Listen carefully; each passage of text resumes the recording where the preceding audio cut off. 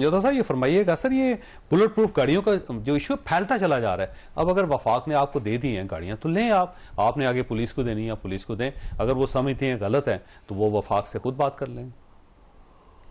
बहुत शुक्रिया जवेद साहब, आपने जो है ट्रायंगल आगे गलत कर दिया। अगर वो बेहतर समझते नहीं है तो वही चीफ मिनिस्टर जो है, इंतजामी मामला जो है सूबे के चीफ एग्जीक्यूटिव हैं, वो डिसाइड करेंगे कि हमारे सूबे के अंदर इस फोर्स के पास ये असला ठीक है नहीं है ठीक, ये गाड़ी ठीक है नहीं है ठीक, ये चीज़ ठीक है नहीं है ठीक।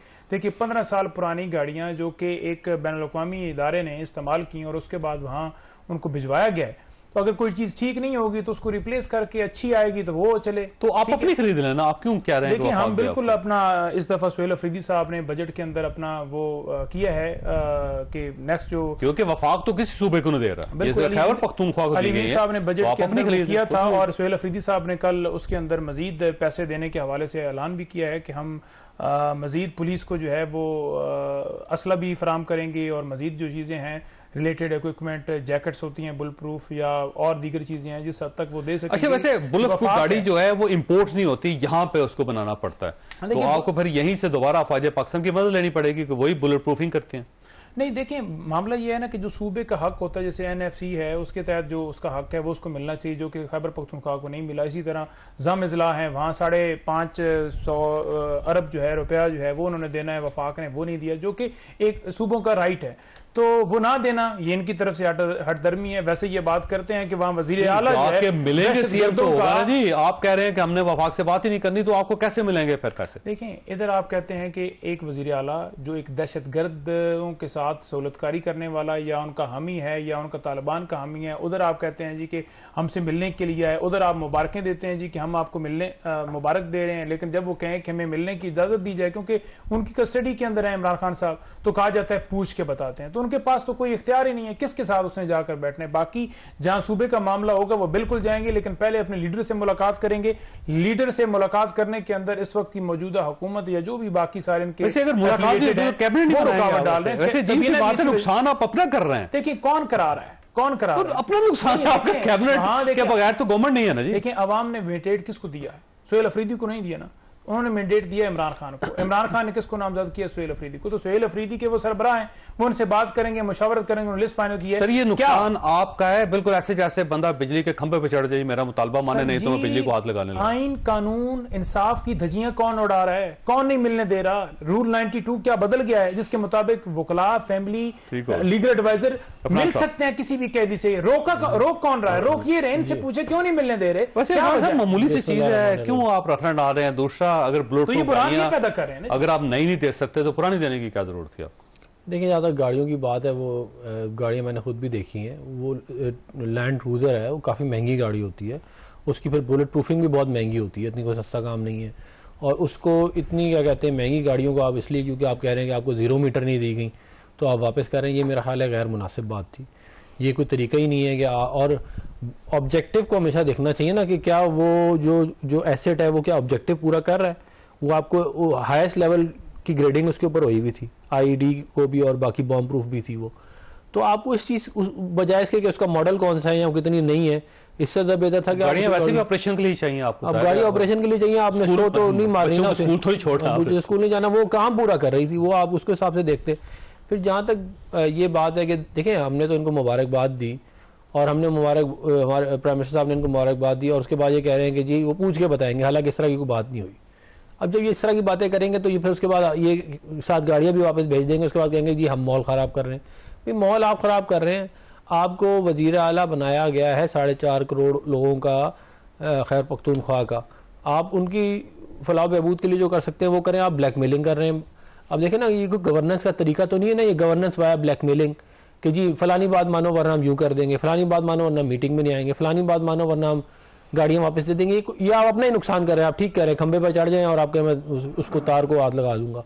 तो ये इस तरह अगर करना चाह रहे हैं तो कर लें, मेरा नहीं ख्याल इससे इनको इनके जो ये मकासद जो पूरा ये चाह रहे हैं कि इनको जो है अडियाला को एक वैसे मामूली सी बात है, आप मुलाकात करवा दें। वैसे मैं ये समझता हूँ कि इमरान खान साहब से मुलाकात करना उनका हक है, इससे जाता क्या है जी? वैसे इशू देखिए बात ये है कि हर हफ्ते दर्जनों इनकी मुलाकातें होती हैं, उसके बावजूद भी ये सीएम की एक भी मुलाकात नहीं, सीएम की नहीं हुई ना, मैं तो इनकी इमरान खान साहब की बात कर रहा हूँ ना, और उनकी फैमिली से भी मुलाकातें होती हैं, इनके लॉयर से भी मुलाकातें होती हैं, मगर उसके बावजूद ये सब निकल के बाहर कहते हैं कि हमारी मुलाकात नहीं हुई। भाई फिर अब इसका क्या इलाज आप कर सकते हैं?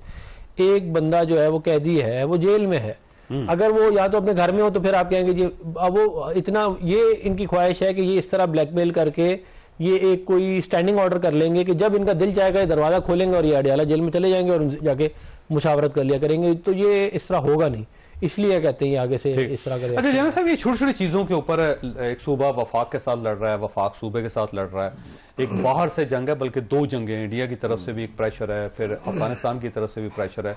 अंदर इंटरनल अगर पीस नहीं होगा तो बाहर की जंगें कैसे लड़ेंगे आप? बिल्कुल, देखिए ये मेन इशू यही है कि हमारे 4 बड़े सूबे हैं और उनमें मुख्तलिफ जमातों की हुकूमतें हैं। तो सबको ये समझना होगा कि पाकिस्तान अगर सही सलामत है, इंशाल्लाह ता क़यामत रहेगा, पाकिस्तान मजबूत होगा तो ये भी मजबूत होंगे। और वहाँ की हुकूमत ने भी ये समझना है कि तमाम सूबों को साथ लेके चलना चाहिए।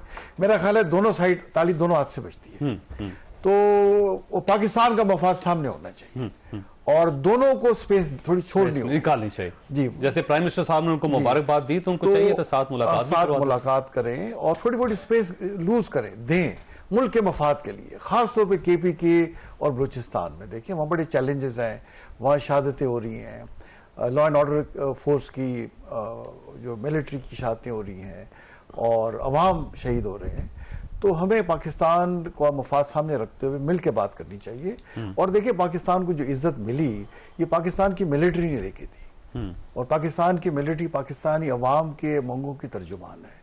जब भी कोई मुश्किल वक्त आता है पाकिस्तान के ऊपर, चाहे सैलाब हो, अर्थ कोई खुदा ना खास्ता आ जाए या बैरूनी जारियत हो, तो सबसे पहले कौन पहुंचता है? अवाम तो साथ खड़ी होती है, बट प्रैक्टिकली कौन डिफेंड करता है पाकिस्तान को? वो पाकिस्तान की मिलिट्री है। तो पाकिस्तान की मिलिट्री के साथ फुल सपोर्ट होनी चाहिए तमाम प्रोविंशियल गवर्नमेंट की और फेडरल गवर्नमेंट को।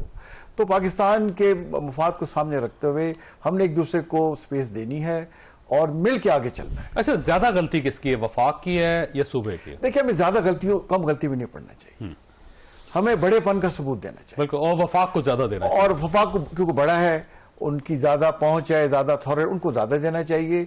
हमें इसमें छोटी बातों में नहीं पड़ना चाहिए कि गाड़ियां दे दी, गाड़ियां खराब थी, हम नहीं ले रहे, ये तो बहुत छोटी चीज है और ज्यादा मीडिया में इसको डिबेट भी नहीं करना चाहिए। मैं यहाँ देखता हूँ, मैं जैसे टीवी शोज पे आता हूँ, मुख्तलिफ पार्टीज के लोग मेरे साथ होते हैं, जब हम प्राइवेटली बैठे होते इतने प्यार मोहब्बत से भाई जैसी बातें कर रहे होते, लगता है जैसे बहुत बड़े पुराने जिगरी यार, लेकिन समाज जब हम बैठ के बातें करते हैं थोड़ी सी डिफरेंट करते हैं। तो हम सबको पाकिस्तानियत को प्रमोट करना है और पाकिस्तान का मफाद सामने रख के बातचीत करनी है और इसका अमली सबूत देना है। अब देखें सर, डिबेट तो होगी जब एक चीफ मिनिस्टर साहब गाड़ियां वापस करेंगे, फिर उसका जवाब फेडरल इंटीरियर मिनिस्टर देगा, तो फिर जाहिर वो इशू बन जाएगा और सिर्फ इशू पाकिस्तान नहीं रहेगा, ग्लोबल इशू बनेगा। फिर मेरा ख्याल है ये बयान देने से पहले एक फोन उठा के बात कर लें कि भाई क्या इशू है, क्या अगर वो बात उनकी वाकई लॉजिकल है उसको एक्सेप्ट करें, बजाय बयानबाजी पे आने के फोन उठाए बात करें एक दूसरे से और चले जाए ऑफिस चले जाए, बात कर लें बैठ के उसको, तो बातचीत से रास्ते निकल आते हैं। तो जैसे मैंने पहले कहा, पाकिस्तान का मफाद रख के सब पार्टियों को आगे चलना चाहिए।